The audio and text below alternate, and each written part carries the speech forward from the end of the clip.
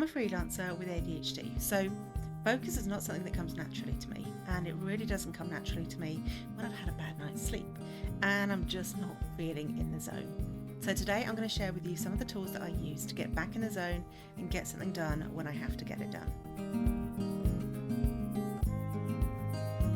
Hello and welcome back to the Freelancer's Teabreak, the place where we talk about all things freelancing over a virtual cup of tea. I'm Emma Cossey and I'm here to guide you through some of the ups and downs of freelancing. And today, because I'm tired, because I'm lacking in focus, I'm sharing with you a realistic idea of some of my favourite tools to help with focus. So let's jump in. So the very first thing to do more than anything is, if you can, sleep. So I unfortunately don't have this luxury today. I've had to jump straight back in, and I know sometimes a nap can make all of the difference, but unfortunately that is not available to me today. But if you have not had a good night's sleep and you have the flexibility to be able to get a little bit more sleep, go do it. Your brain will thank you for it. So that's the first stop basically.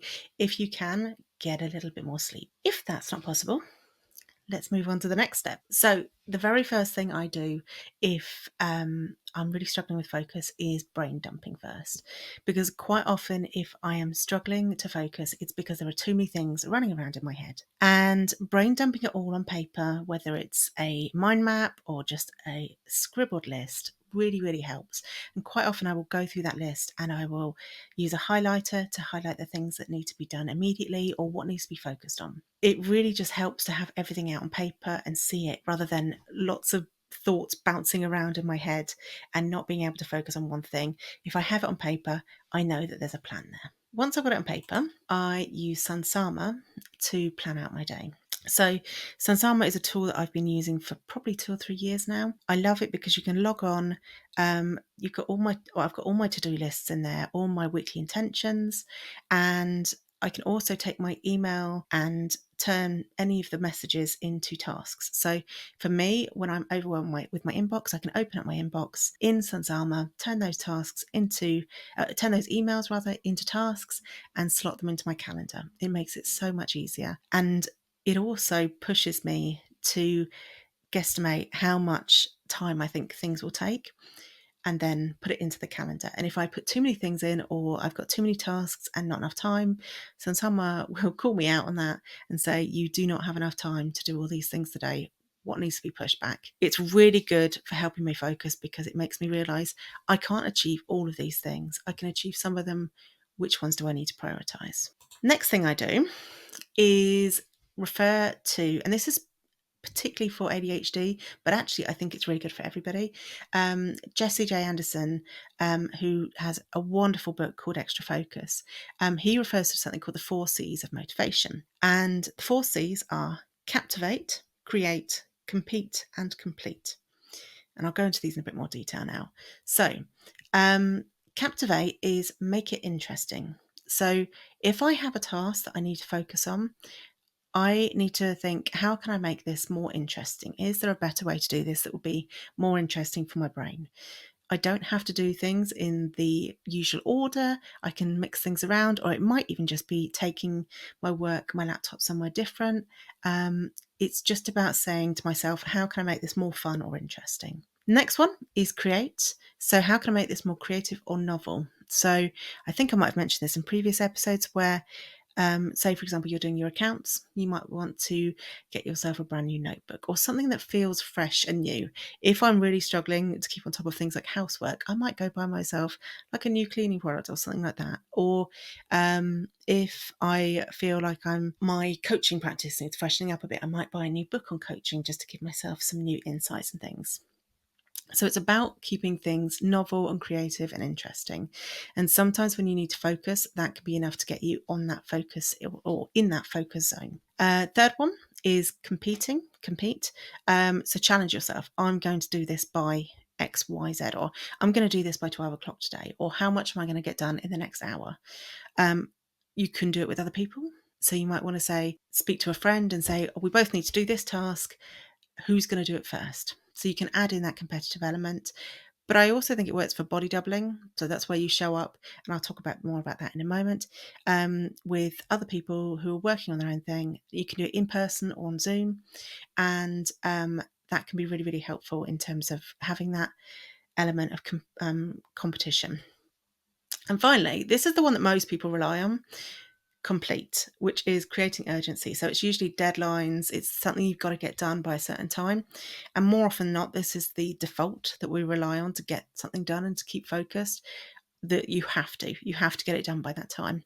But life is a lot easier if you add in captivate, create, and compete as well. So I'd really recommend checking out his book because it's fantastic. It really goes into a lot more information. So my next tool is classical music. Not all kinds of classical music. I don't tend to go for the huge dramatic ones. I tend to go for more background music, or a little bit of sometimes like piano music that's been in movies and things like that. So it's either that kind of music, or even meditation music, or you can also look at lo-fi music and the music that's in I think they call it 8D or 16D music. All of that seems to zone my brain in a little bit and help me. And even if you go on Spotify, you can just search for playlist for focus, and there'll be loads around that. I mean, you might find something else works better for you.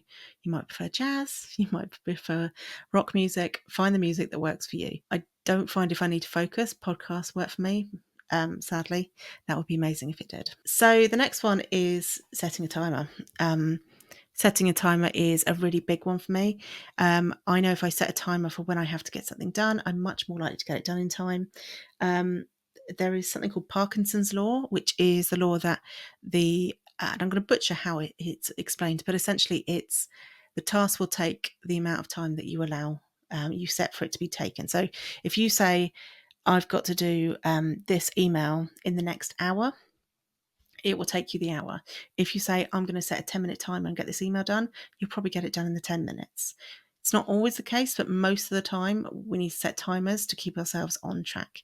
And as an addition to this, if you're really struggling, put your phone away. Put it in another room, put it on charge somewhere, put it in your desk drawer. That phone and the notifications going off. And funny enough, my phone, my watch, I've had to turn it off whilst I'm recording this, because it's been pinging off and distracting me. So that's not helped either. So set a timer, put your phone away. And then I'm really big fan of Flown sessions as well. So Flown's a membership I'm in where they have sessions all the way through the day. So you can join, and it's a bit like a Zoom call, but you can join and everybody's just working on their own stuff. And in the one that goes on all day, you don't really talk to people aside from in the chat box to set your intentions and maybe hype each other up, but you don't really chat throughout the day. But they also have themed ones all the way through the day that are things like Take Off in the morning, which is a mix of 20 minutes of meditation, journaling, and intention setting that you share with others. And that's all done in 20 minutes. It's all kind of guided. And they do other ones, which are walks and things like that. So if you're missing structure in your day, I really recommend Flown. But the co-working is lovely, and you can run your own ones as well. So if there's something you all need to work on, like accounts and things like that, or doing your invoices at the end of the month, have a look and see if they've got any ones that are run in the community. They've also got some really nice sort of messenger chats and a Facebook group. So highly recommend Flown. I will pop the link. I am an affiliate, but I'm also a paid user. So I'll pop the details there. So that's kind of the key ones. And I think most of those are free. And if Flown, you don't want to pay for Flown, I think they have a free trial, but FocusMate is a different one, which is just one-to-one people. And you can have 3 of those a week for free, I think. So there are free options.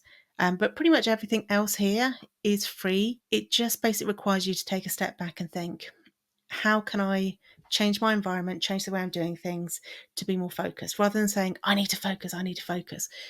It doesn't work that way. You need to change things either around you or how you're doing things to be able to focus better. I am probably going to be doing most of these things today to get this deadline done. And then I will be having an early night, because sleep is definitely a massive factor as well. So if you found this useful, there are lots of other ways that you can get more updates like this. You can come join the Freelance Lifestylers Facebook group for more support. Really lovely, cozy group. It's free. There's over sort of 6,000 of us, I think, in there. Primarily UK-based freelancers.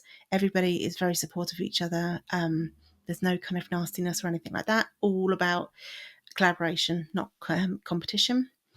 You can subscribe to the newsletter for fresh new ideas every Monday and Friday. And in particular, on the Monday, you get a to-do list of ideas that you could try as a freelancer to help grow your business or work on your business or your self-development. And I'm pretty much everywhere on social now.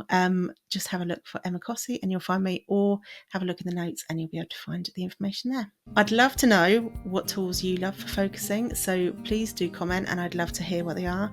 And yeah, if you are going to have a try on these, I'd love to hear how you get on as well. Have a wonderful freelance week.